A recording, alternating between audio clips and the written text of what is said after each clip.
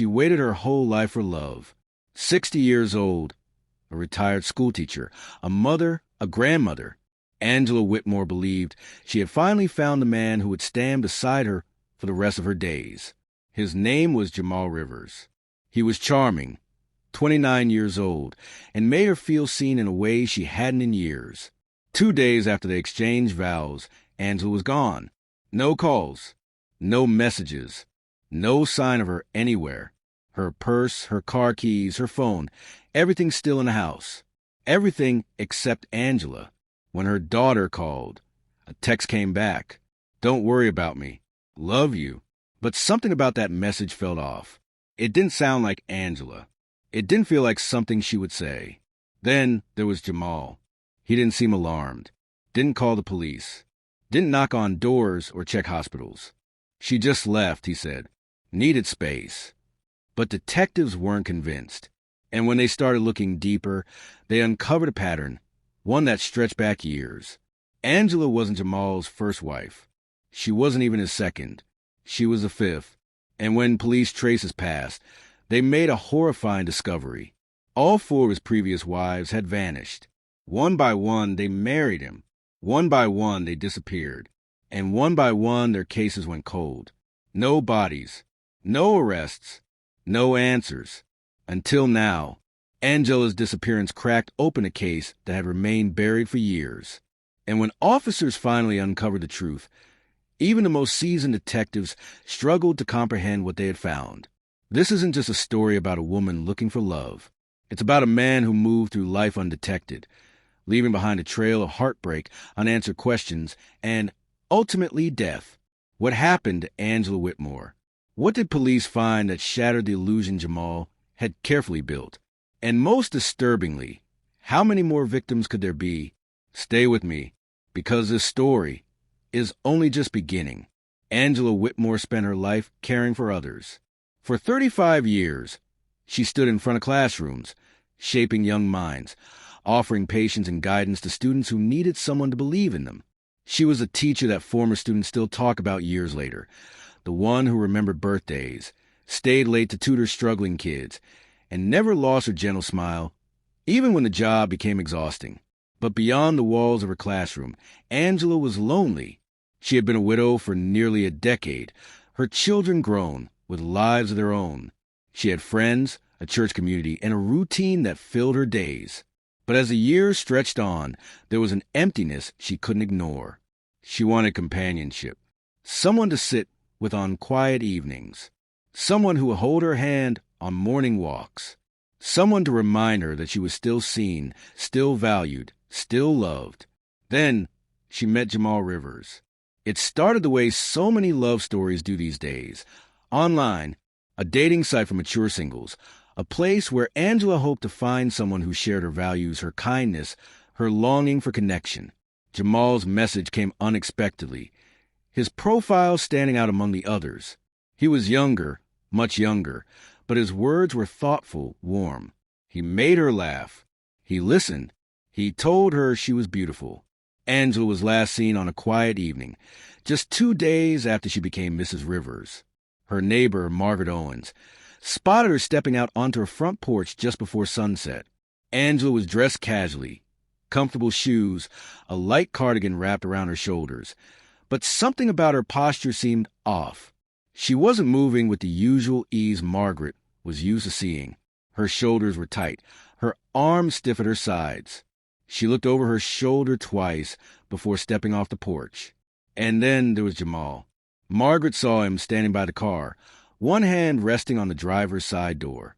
He wasn't rushing her, but he wasn't smiling either. Angela hesitated for just a moment before she finally got in.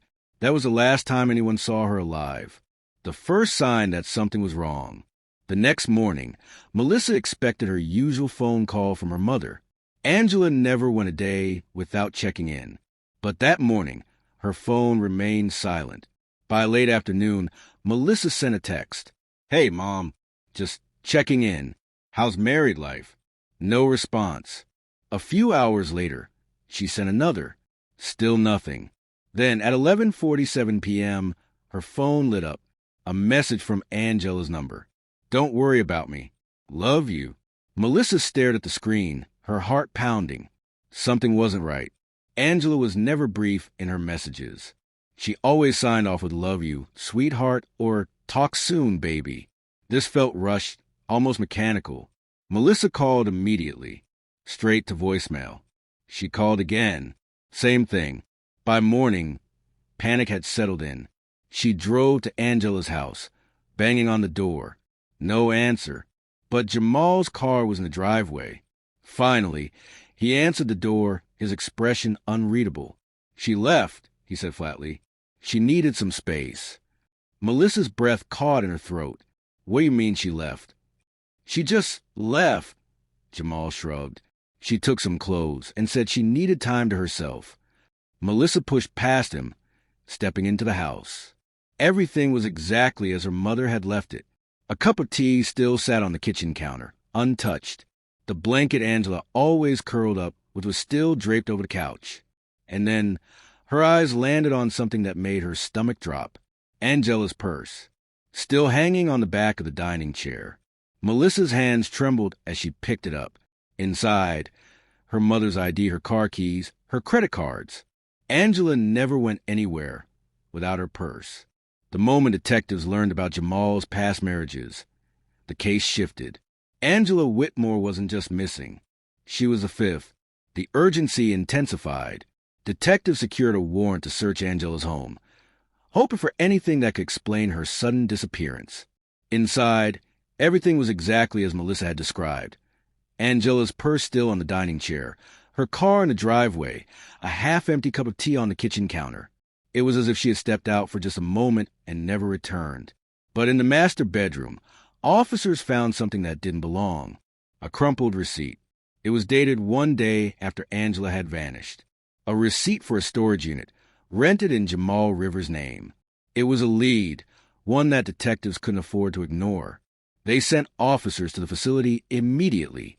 But what they would find there, no one was prepared for. The storage unit search.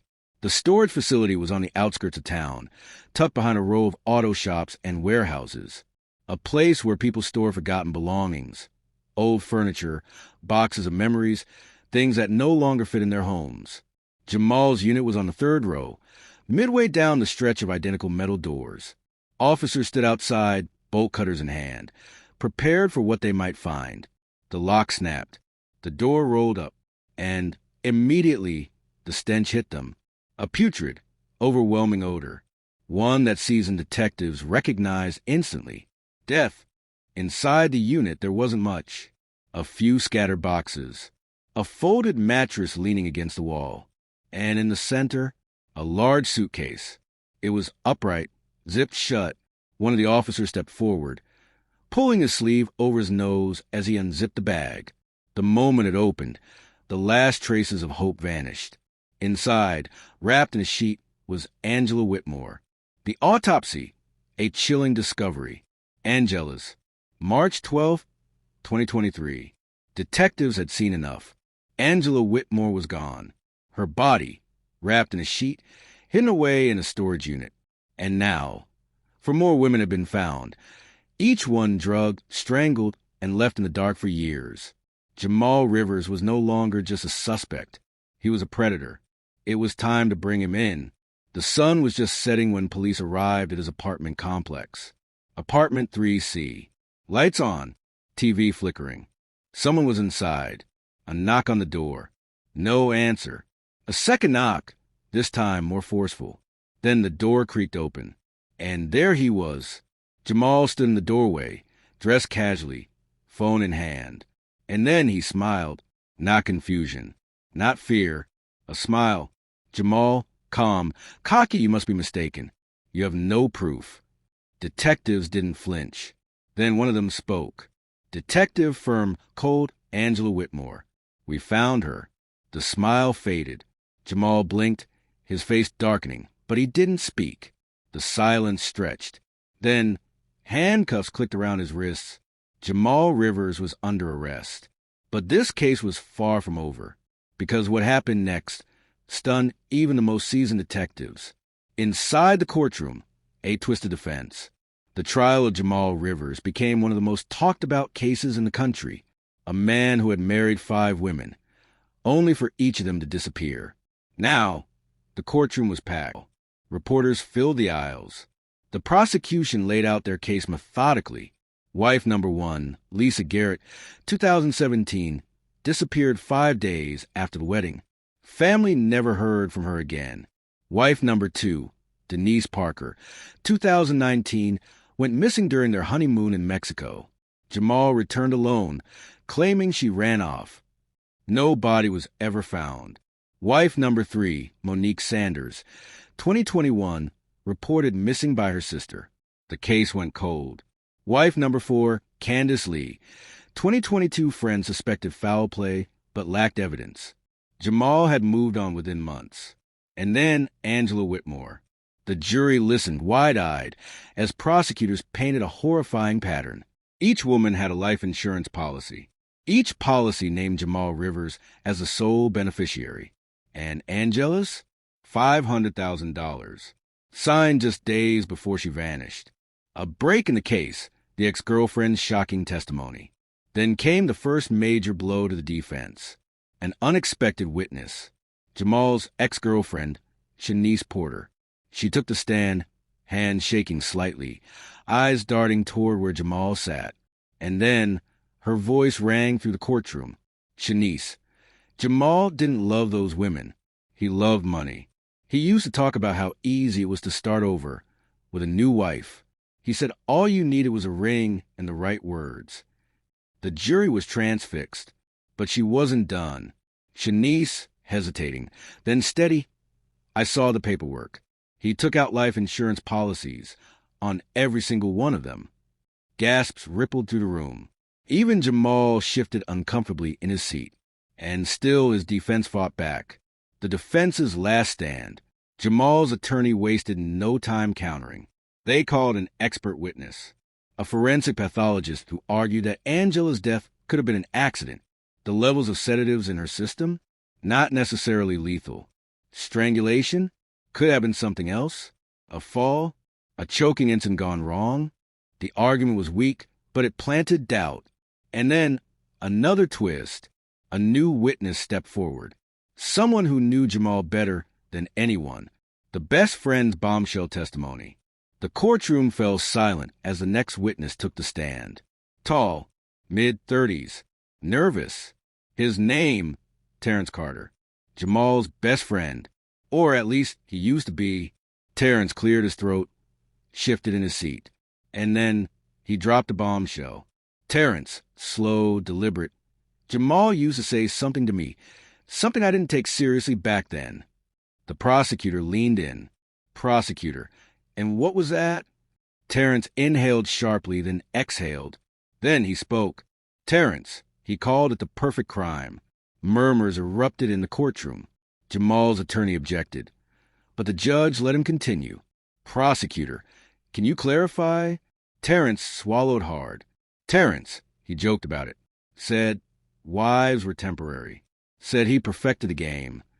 The jury was frozen, absorbing every word. Then, the final nail in the coffin. Terrence, voice shaking, last year, after he married Candace. He laughed and said, 5 down. How many more to go? Jamal's face went blank.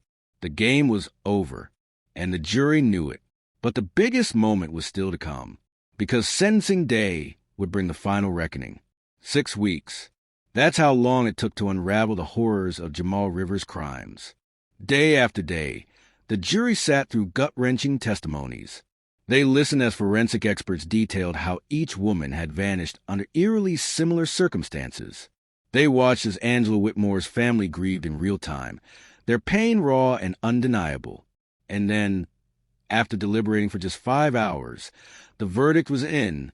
Judge stern authoritative, the jury, find the defendant guilty. A wave of emotion rippled through the courtroom. Some gasped, others clutched their chests. Angela's daughter, Melissa, burst into tears. Jamal Rivers, the man who once smiled so confidently when police knocked on his door, showed no reaction, no apology, no remorse, just emptiness. The judge's voice rang out once more. Judge, Jamal Rivers, you are hereby sentenced to life in prison without the possibility of parole. The room erupted. Some wept, some whispered prayers. But for the families of the women Jamal had married, used, and discarded, justice had finally come. Or had it? Because the case was far from over. The families speak out. He was a monster in disguise. Outside the courthouse, cameras flashed as reporters swarmed the victims' families. Microphones stretched forward. Reporter: Melissa, how do you feel now that the trial is over? Angela's daughter, her voice shaking, wiped her eyes. Melissa: my mother thought she found love, but she married a monster. She turned to the cameras, her face hardening. Melissa: and I still don't know how many women he's done this to. We deserve answers. Nearby, the sister of Candace Lee, Jamal's fourth wife, spoke with reporters. Her words struck like a hammer. Candace's sister: we still don't know where my sister is. Jamal took her from us, but he won't tell us where she is. He won't tell any of the families. We just want to bring her home. Tears welled in her eyes, but then her voice grew stronger. Candace's sister: Jamal Rivers is not just a con artist. He's a serial killer. And that was a terrifying truth, because even with 5 known victims, police suspected there were more. The unanswered questions. A serial killer in plain sight? Angela Whitmore was his 5th known victim. But what if she wasn't the last? Detectives began re-examining cold cases, missing women with similar stories. Women who had entered whirlwind romances with men who seemed too charming, too perfect, only to vanish without a trace. And what they found was disturbing. One case stood out. 2009, Atlanta, Georgia. A woman named Vanessa Carter, 33 years old, had disappeared 2 weeks after marrying a man who looked eerily similar to Jamal Rivers. The problem? There was no record of Jamal Rivers living in Georgia at the time, but there was a record of someone else. A man named Darius Cole. Same height, same build. And when police pulled up an old photo of Darius Cole, it looked exactly like Jamal Rivers. Different name, different identity, same pattern. Could Jamal Rivers have been killing for longer than anyone realized? And more importantly, could there be more missing women linked to him? A chilling confession, but no closure. Months after his conviction, Jamal sat in a maximum security prison. For months, he refused to speak. He ignored interviews, never gave a single apology. But then one day, an FBI investigator sat across from him and asked a simple question.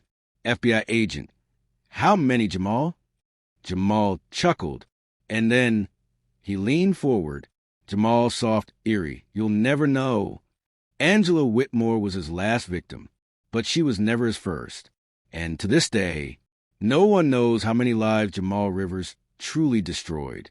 Angela Whitmore was a woman who believed in love. She thought she had finally found happiness at 60 years old.